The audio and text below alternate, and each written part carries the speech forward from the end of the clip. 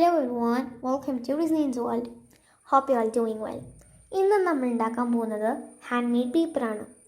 അതിന് വേണ്ടിയിട്ട് എന്തൊക്കെയാണ് വേണ്ടത്, എങ്ങനെ ഉണ്ടാക്കുന്നത്, അതുപോലെ തന്നെ ഡെക്കിൽ ഇല്ലാതെ എങ്ങനെ ഉണ്ടാക്കാമെന്നാണ് നോക്കുന്നത്. ആദ്യം നമുക്ക് പൾപ്പാണ് ഉണ്ടാക്കേണ്ടത്. അതിങ്ങനെ ഉണ്ടാക്കുന്നത് നോക്കാം. സോ ഇവിടെ ഞാൻ പണ്ടൊരു ബുക്ക് ഉണ്ടായിരുന്നു, യൂസ് ചെയ്തതാണ്. സോ അതിൽ നിന്നാണ് പേജ് എടുക്കുന്നത്. അതുപോലെ തന്നെ ന്യൂസ് പേപ്പറിന് കൊടുക്കുന്നുണ്ട്. നിങ്ങൾക്ക് ഇതുപോലെ തന്നെ യൂസ് ചെയ്യാത്തത് കൊടുക്കാം, യൂസ് ചെയ്തത് കൊടുക്കാം. സോ ന്യൂസ് പേപ്പർ കൊടുക്കാം. ആൻഡ് നമുക്കത് ജസ്റ്റ് അതിൽ നിന്ന് ബുക്കോ പേപ്പറോ സ്മോളർ പീസായിട്ട് കട്ട് ചെയ്യണം. അതാണ് ഫസ്റ്റ് പരിപാടി എന്ന് പറയുന്നത്. ഫൈനായിട്ട് കിട്ടാൻ വേണ്ടിയിട്ടാണ് ചെറുങ്ങനെ കട്ട് ചെയ്യുന്നത് പറയുന്നത്.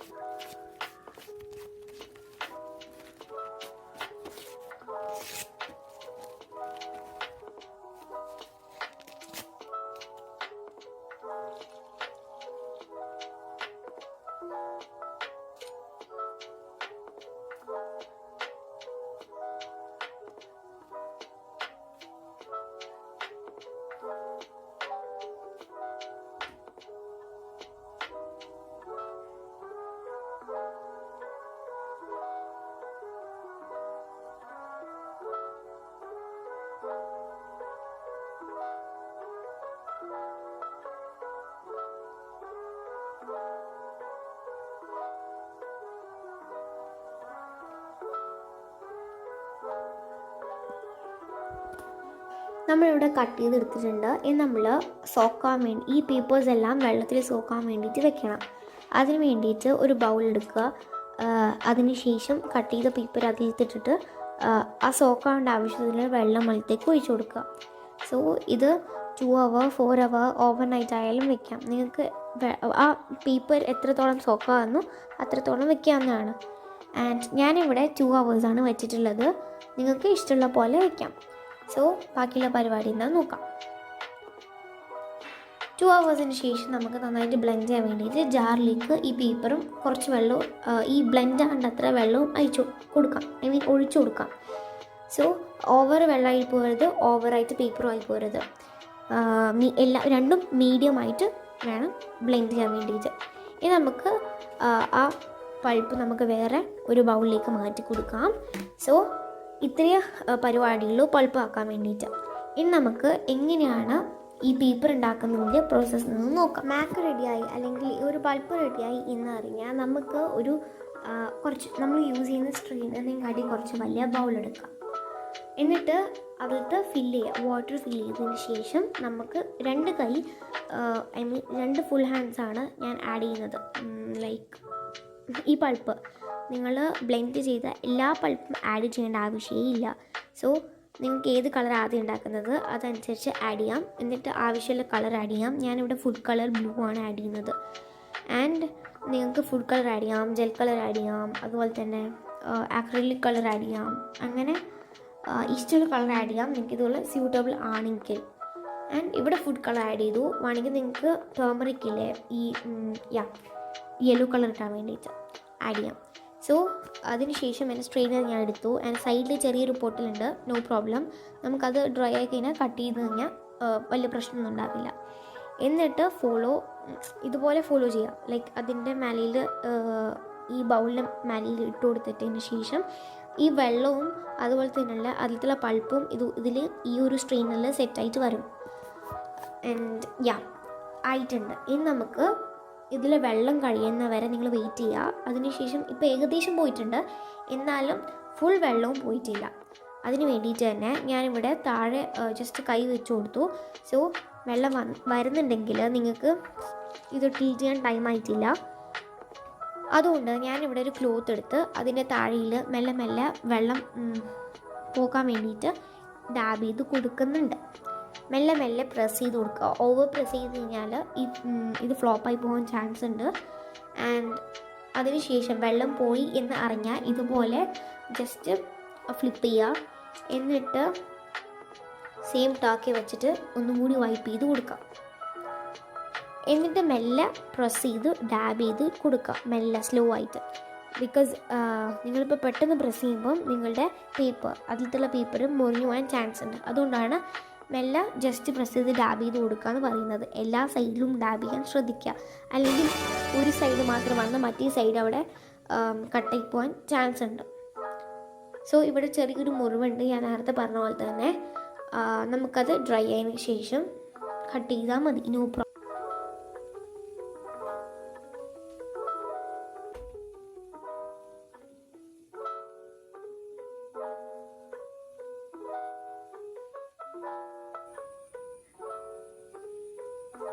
സോ നിങ്ങൾ എത്രത്തോളം പേപ്പർ ഉണ്ടാക്കിയതിന് ശേഷം നെക്സ്റ്റ് കളർ ഇപ്പോൾ ചെയ്യുമല്ലോ, ഇപ്പോൾ ബ്ലൂ ചെയ്താൽ നെക്സ്റ്റ് നമ്മളിപ്പം ഗ്രീൻ അങ്ങനെ ആക്കുന്നുണ്ടെങ്കിൽ തന്നെ നമ്മൾ ഇപ്പോൾ ആദ്യം ചെയ്ത വെള്ളം കളയുക, എന്നിട്ട് പുതിയൊരു പൾപ്പ് ആഡ് ചെയ്ത് കൊടുക്കുക, പിന്നെ നമ്മളിപ്പോൾ ചെയ്ത സെയിം പ്രോസസ്സ് കണ്ടിന്യൂ ചെയ്ത് പോവുക.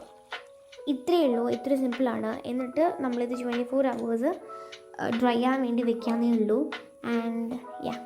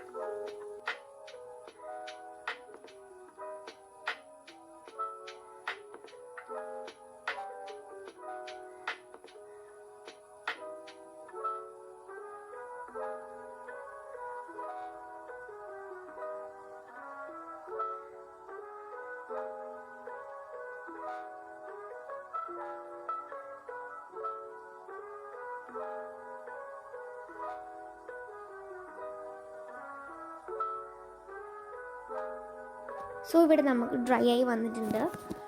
നമുക്കിത് മെല്ലെ ക്ലോത്തിൻ്റെ മേലിൽ നിന്ന് എടുക്കാം.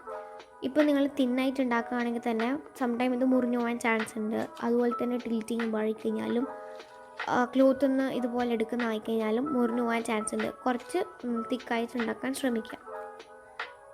സോ ഇവിടെ എല്ലാ പേപ്പേഴ്സും ഇതുപോലെ എടുത്തിട്ടുണ്ട്. സൈഡ് നീറ്റും ക്ലീൻ ആയിരിക്കാൻ വേണ്ടിയിട്ട് ഞാൻ ജസ്റ്റ് ഒന്ന് കട്ട് ചെയ്യുന്നുണ്ട്.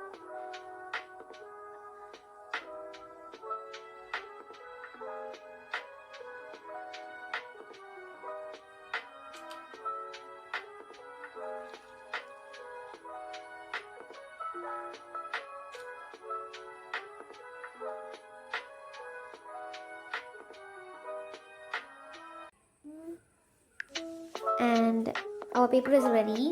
ടാ.